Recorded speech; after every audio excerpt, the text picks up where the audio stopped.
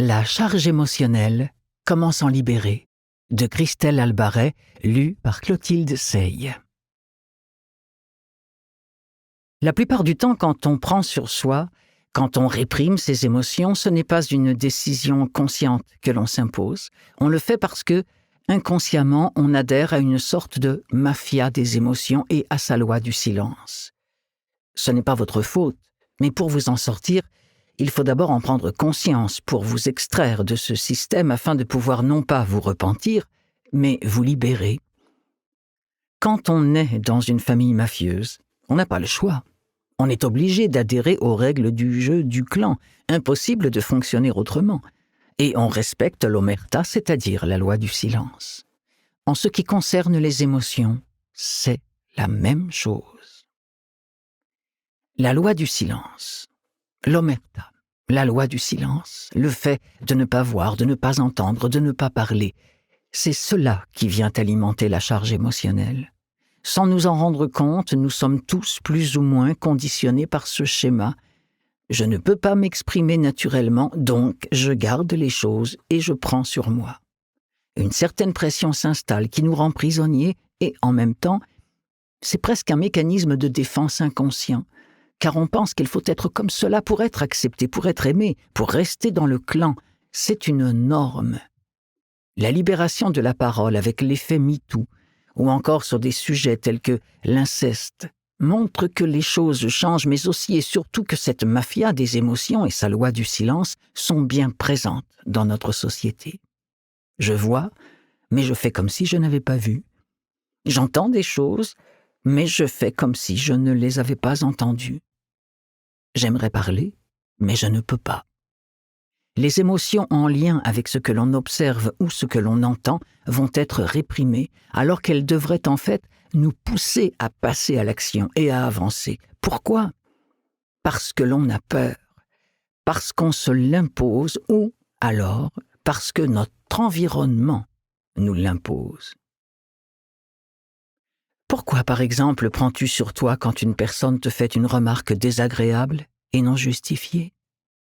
Pourquoi ne vas-tu pas lui dire que cette façon de parler t'a blessé ? Pourquoi, si ton chef te demande de prendre ce dossier supplémentaire alors que tu es déjà débordé de travail, n'oses-tu pas dire non ? Pourquoi, alors que tu n'as pas envie d'une relation sexuelle, tu vas te forcer ?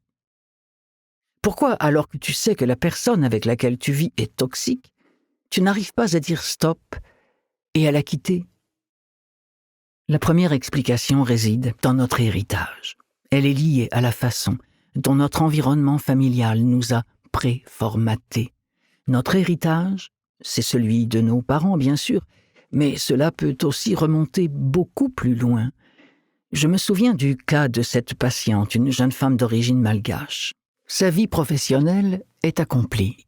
Très intelligente, elle a un poste important dans lequel elle s'épanouit.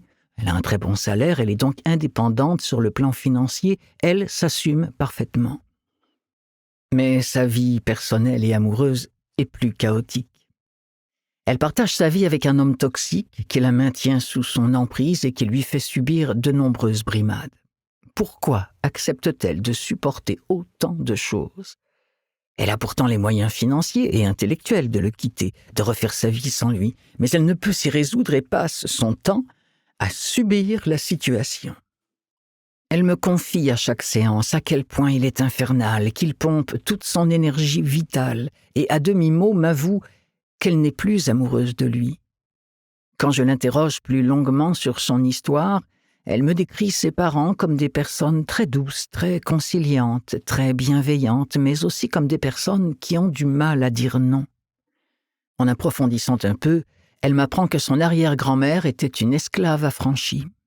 Cet aïeul, au même titre que toute sa famille, avait nécessairement subi un vrai conditionnement à la fois physique et psychologique.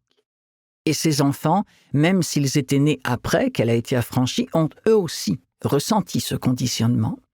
Dans la famille, il est alors devenu normal de se taire et de subir, de ne pas dire non et de se soumettre devant l'autre.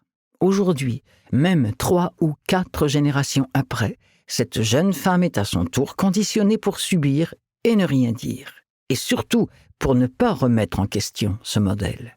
Dans sa famille, on subit et c'est normal.